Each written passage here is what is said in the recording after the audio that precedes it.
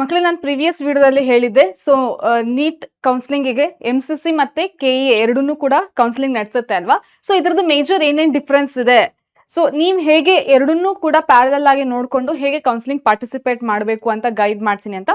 So I am here with that detail explanation video. So welcome back to NEET PW Kannada channel ಮಕ್ಕಳೇ. ನಾನು ನಿಮ್ಮ biology educator ರಚನಾ. ಮಕ್ಕಳೇ, ಈಗ first ನಾವೇನಂತ ತಿಳ್ಕೊಳ್ಳೋಣ ಅಂದ್ರೆ, ಇದಕ್ಕಿಂತ ಮುಂಚೆ ನಾನು ವಿಡಿಯೋ ಮಾಡಿದ್ದೆ MCC ಕೌನ್ಸಿಲಿಂಗ್ ಅಲ್ಲಿ ಏನೇನೆಲ್ಲ ಸ್ಟೆಪ್ಸ್ ಇರುತ್ತೆ ಅಂತ, ಹೌದಾ?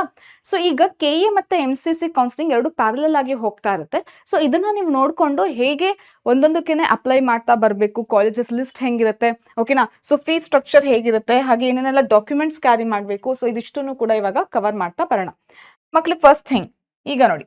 ಸೊ MCC ಕೌನ್ಸಿಲಿಂಗ್ ಬಗ್ಗೆ ನಾನು ನಿಮಗೆ ಆಲ್ರೆಡಿ ಒಂದು ವಿಡಿಯೋದಲ್ಲಿ ಎಕ್ಸ್ಪ್ಲೇನ್ ಮಾಡಿದ್ದೆ ಅಂತ ಹೇಳಿದೆ. ಓಕೆ, ಈಗ ಜಸ್ಟ್ ತಾನೇ ಕೂಡ ಹೇಳಿದೆ. ಸೊ ಇದ್ರಲ್ಲಿ ಮೇಜರ್ ಆಗಿ ಏನಾಗುತ್ತೆ, ಯಾವ ಕಾಲೇಜಸ್ಗಳಿಗೆ ನೀವು ಎಂಥ ಕಾಲೇಜಸ್ಗಳಿಗೆ ಏನು ರ್ಯಾಂಕ್ ಬಂದರೆ ನೀವು MCC ಕೌನ್ಸಿಲಿಂಗ್ ತಗೋಬೇಕು ಅಂತಂದರೆ, ಮಕ್ಕಳೇ ಯಾರೇ ಇದ್ರೂ ಕೂಡ ಆರಾಮಾಗಿ MCC ಕೌನ್ಸಿಲಿಂಗಿಗೆ ಪಾರ್ಟಿಸಿಪೇಟ್ ಮಾಡ್ಬೋದಾಗಿರುತ್ತೆ. ಸೊ ಒನ್ ಥಿಂಗ್ ಏನು ಅಂತ ಅಂದರೆ, ಇಲ್ಲಿ ಬೇರೆ ಸ್ಟೇಟಲ್ಲಿನೂ ಕೂಡ ನೀವು ಈಸಿಯಾಗಿ ಸೀಟ್ ತಗೋಬೋದಾಗಿರುತ್ತೆ MBBS ಇಂದು. ಸೊ ನಿಮ್ಮ ಸ್ಕೋರ್ ಪರ್ಸೆಂಟೇಜ್ ಚೆನ್ನಾಗಿತ್ತು ಅಂದರೆ, ಅಥವಾ ಕರ್ನಾಟಕದಲ್ಲಿನೇ ಟಾಪ್ ಗೌರ್ಮೆಂಟ್ ಕಾಲೇಜಸ್ ಅಲ್ಲಿ MCC ಅಂಡರು ನೀವು ಏನ್ ಮಾಡ್ಕೋಬಹುದು ಅಂದ್ರೆ ಅಡ್ಮಿಷನ್ ತಗೋಬಹುದು. ಓಕೆ, ಸೊ ಅವಾಗ ಏನಾಗುತ್ತೆ, ಸ್ವಲ್ಪ ಕರ್ನಾಟಕದ ಮಕ್ಕಳಿಗೆ ಫ್ರೀ ಆಗುತ್ತೆ ಏನು ಸೀಟ್ ತಗೊಳ್ಳೋಂಥದ್ದು. ಅಂದ್ರೆ 85% ಏನು KE ಅಂಡರ್ ಸೀಟ್ಸ್ಗಳಿರುತ್ತಲ್ಲ, ಸೊ ಅದಕ್ಕೆ ಅಡ್ಮಿಷನ್ ಆಗಲಿಕ್ಕೆ ಸ್ವಲ್ಪ ಜಾಸ್ತಿ ಸೀಟ್ಸ್ ಉಳ್ದಂಗಾಗುತ್ತೆ. ಸೊ ಯಾರ್ದೆಲ್ಲ ಸ್ಕೋರ್ ತುಂಬಾ ಚೆನ್ನಾಗಿ ಬಂದಿದೆ ಅವರು ಆ್ಯಂಡ್ ಕರ್ನಾಟಕದಲ್ಲೇ ನೀವೇನಾದ್ರೂ ಅಡ್ಮಿಷನ್ ಆಗಬೇಕು ಅಂತಂದರೆ, ಪ್ರತಿ ಗೌರ್ಮೆಂಟ್ ಕಾಲೇಜಲ್ಲಿನೂ ಕೂಡ 15% ಏನಾಗಿರುತ್ತೆ ಅಂದರೆ, that is for all India quota ಅಂತಂದೇಳಿ ರಿಸರ್ವ್ ಇರುತ್ತೆ.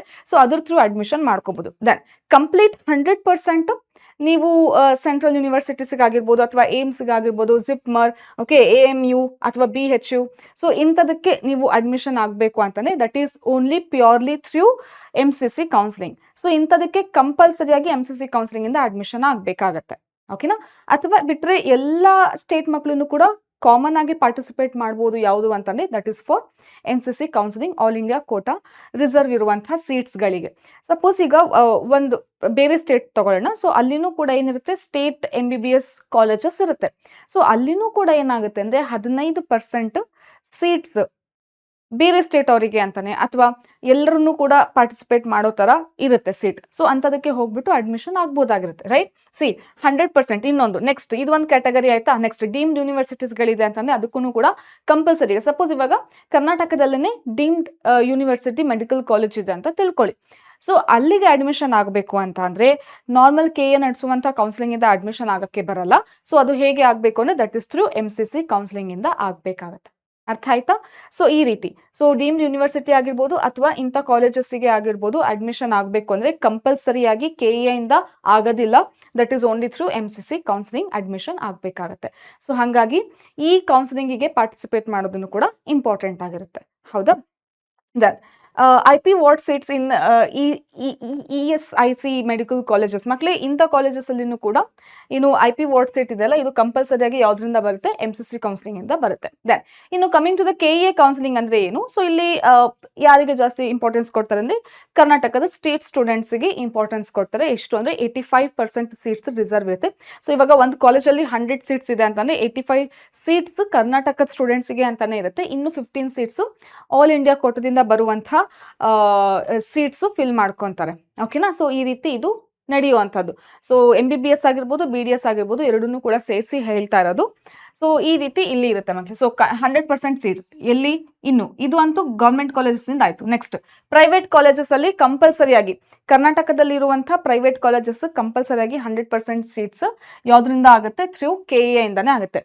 ಓಕೆನಾ? ಸೊ ಬೇರೆ ಸ್ಟೇಟಿಂದ ಬಂದವ್ರನ್ನು ಕೂಡ ಏನು ಮಾಡ್ಕೋಬೇಕಾಗುತ್ತೆ, KE ಥ್ರೂ ರಿಜಿಸ್ಟ್ರೇಷನ್ ಆಗಿಬಿಟ್ಟು ಅಡ್ಮಿಷನ್ ಮಾಡಬೇಕಾಗುತ್ತೆ. ಓಕೆನಾ?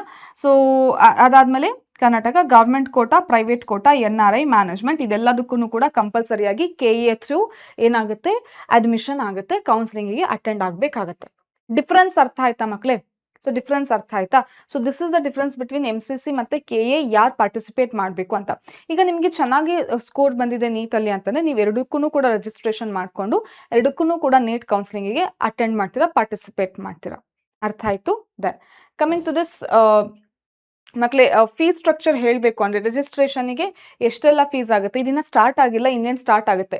ಇನ್ನೊಂದು 2 ಡೇಸಲ್ಲೇ MCC ಕೌನ್ಸಿಲಿಂಗ್ ಸ್ಟಾರ್ಟ್ ಆಗಿಬಿಡುತ್ತೆ. ಇದಂತೂ ಆಲ್ರೆಡಿ ಸ್ಟಾರ್ಟ್ ಆಗಿಬಿಟ್ಟಿದೆ KEA ಕೌನ್ಸಿಲಿಂಗ್, ಹೌದಾ.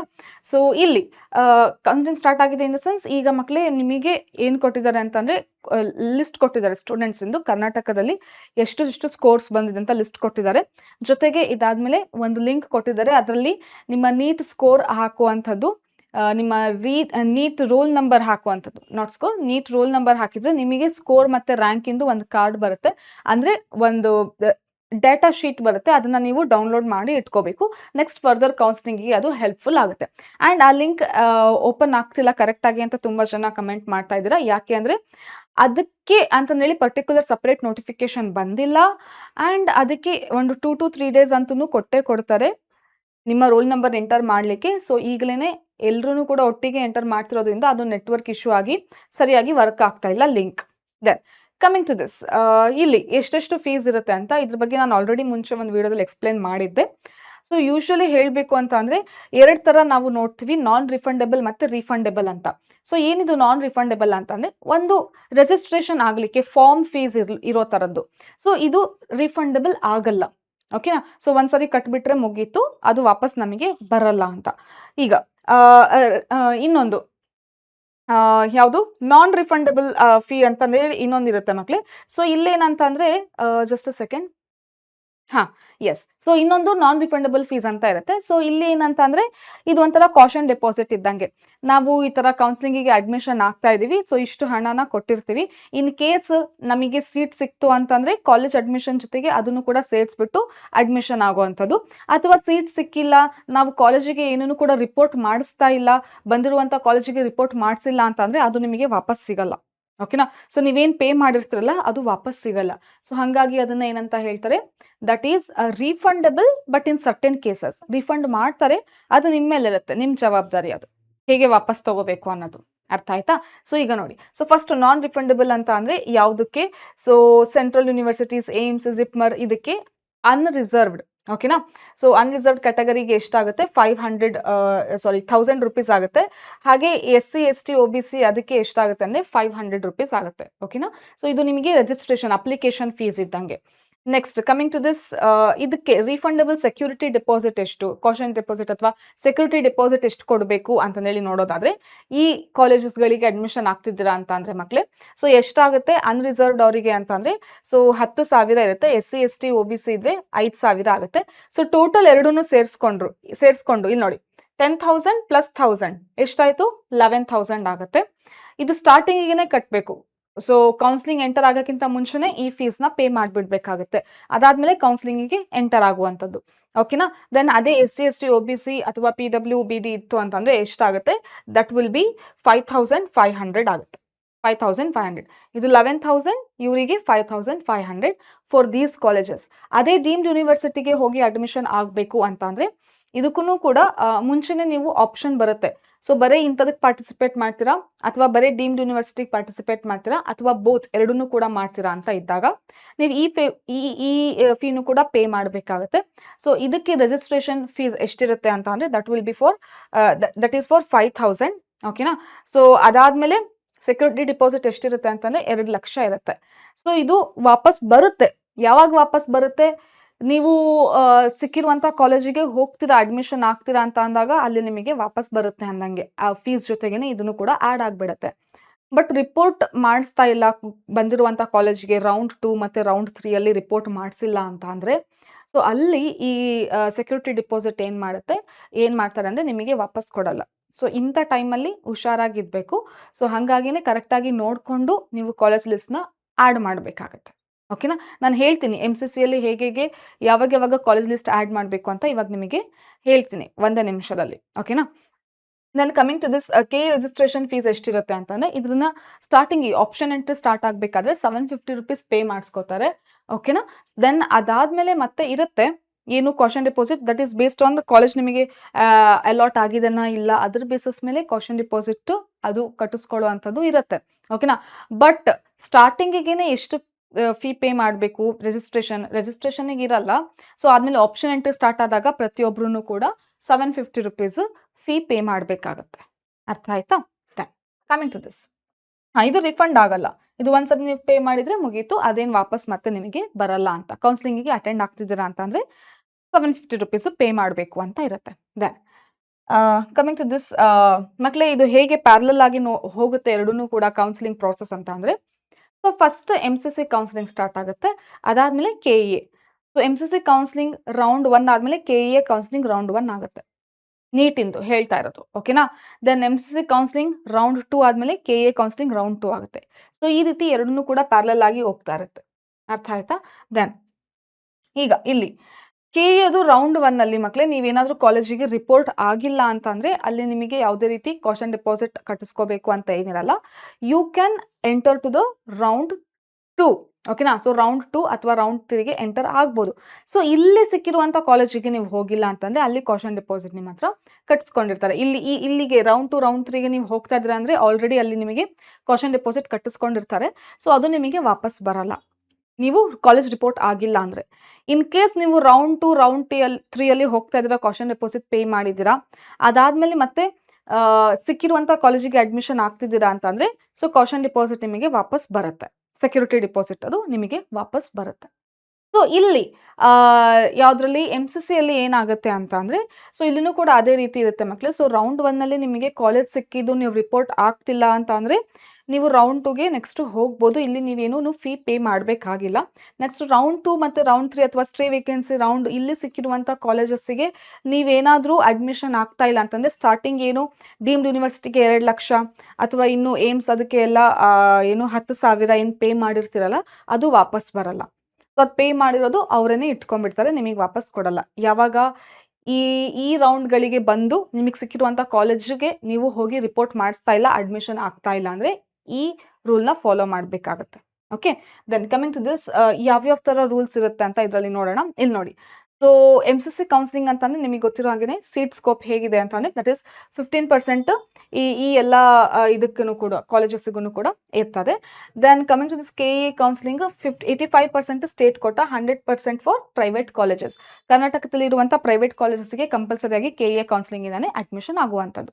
ದೆನ್ ಆಪ್ಷನ್ ಎಂಟ್ರಿ ರೂಲ್ ಏನು ಅಂತಂದರೆ ಮಕ್ಕಳೇ, ಸೊ ಪ್ರತಿ ಸರಿನೂ MCC ಕೌನ್ಸಿಲಿಂಗಲ್ಲಿ ಪ್ರತಿ ರೌಂಡಿಗೂ ಕೂಡ ಹೊಸದಾಗಿ ಏನು ಮಾಡಬೇಕು ಅಂತಂದರೆ ನೀವು ಆಪ್ಷನ್ ಎಂಟ್ರಿ ಪ್ರೊಸೆಸ್ ಅಂದರೆ ಕಾಲೇಜಸ್ನ ಆ್ಯಡ್ ಮಾಡುವಂಥದ್ದು ನಿಮಗೆ ಆಪ್ಷನ್ ಸಿಗುತ್ತೆ MCC ಕೌನ್ಸಿಲಿಂಗಲ್ಲಿ, ಓಕೆನಾ.